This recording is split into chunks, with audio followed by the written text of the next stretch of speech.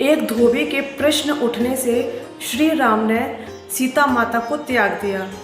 तो ये सारे लोग जानते हैं कि सिर्फ एक इंसान की वजह से उन्होंने अपनी पत्नी को छोड़ दिया, सिर्फ उनके लिए यही धारणा थी। तो क्या आपको लगता है कि सिर्फ इतने कहने पर ही उन्होंने अपनी पत्नी को छोड़ दिया होगा?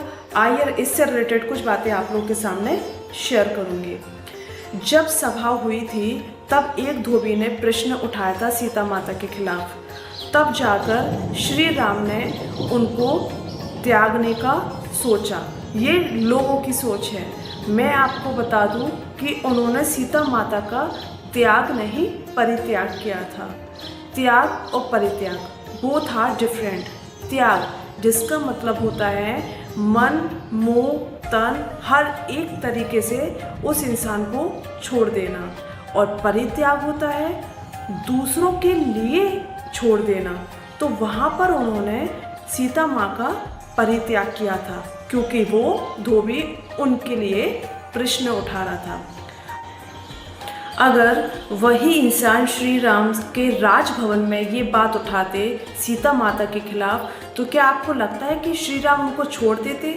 क्योंकि जिन्होंने सोने की लंका में रावण को वही भस्म कर कर जीत कर सीता माता के लिए आए थे, तो क्या वो सिर्फ एक इंसान की वजह से उनको छोड़ देते? नहीं, लेकिन ये प्रश्न एक सभा में उठा था। अगर उस समय वो श्री राम उनको छोड़ भी देते तो ये बात और भी लोगों के मन में आती। भले ही वो श्री राम को राजा समझकर बात नहीं कहते, लेकिन लोगों की सीता माता के खिलाफ ये धारणा आ जाती।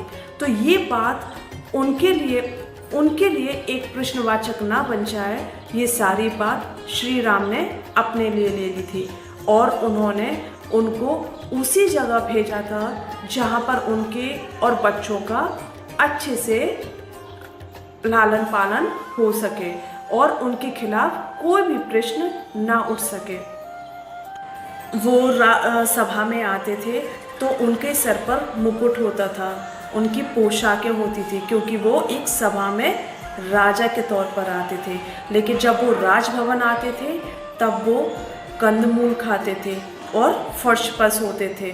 जिस तरीके से सीता माँ आश्रम में समय व्यतीत करती थी, वैसे ही श्री राम भी वहाँ महल में रहने के बावजूद भी वो वैसे ही राजभर में रहते थे जैसे कि सीता माँ रहते थे। ऐसे ही नहीं, उनको हम लोग मर्यादा पुरुषोत्तम कहते हैं। वो लोगों की मर्यादा के साथ साथ अपने भी कुछ फ़र्ज़ जानते थे जो एक पति के फ़र्ज़ होते हैं।